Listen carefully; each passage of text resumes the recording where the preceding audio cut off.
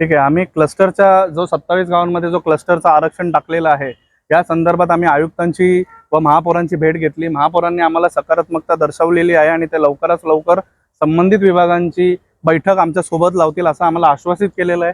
परंतु त्यानंतर आम्ही कल्याण डोंबिवली महानगरपालिका आयुक्त यांची जाऊन भेट घेतली आणि त्या भेटीनंतर आम्हाला असं वाटलं की ते एक प्रकारे गुंडशाहीच चालू आहे। हे आयुक्त नाही आहेत, हे कुठल्या कायद्यावर बोलत नाही, कुठल्या नियमांवर बोलत नाही।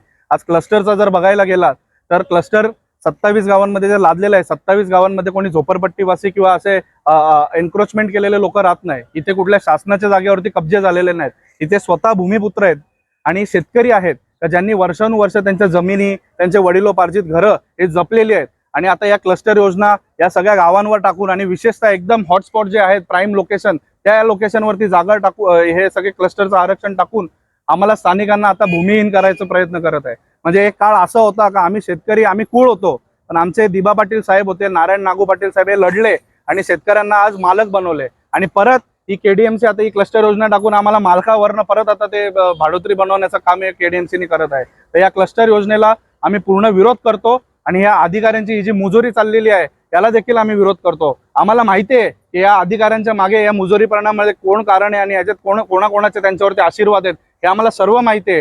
परंतु जर जनतेवर असा अन्याय होत असेल ना तर त्यांचा कोणाचाही हात असो तसा उत्तर या अधिकाऱ्यांना 27 गावांकडून मिळणार। अधिकार सुरू आहे सध्या, सुरू असलेले अधिवेशनात या मुद्द्यांना तुम्ही प्रकाश टाकणार? नक्कीच वेळोवेळी म्हणजे आमचे समाजातील व 27 गावातील काही नेते आहेत, काही आमदार आहेत, त्यांच्याकडे आम्ही या गोष्टीचा पाठपुरावा करत आलेलो आहे। प्रामुख्याने सर्वात प्रमुख मागणी म्हणजे आमची 27 गावांची स्वतंत्र नगरपालिका, या मागणीसाठी आम्ही नेहमीच विविध आमदार जे आहेत हा विषय उचलत आहेत आणि नक्कीच अधिकाऱ्यांवरती स्पेशली टार्गेट करणारं एखादं LAQ किंवा एखादा विषय आम्ही आता ह्या अधिवेशनात शक्य झालं तर किंवा पुढच्या अधिवेशनात आता आम्ही नक्कीच फोकस करू।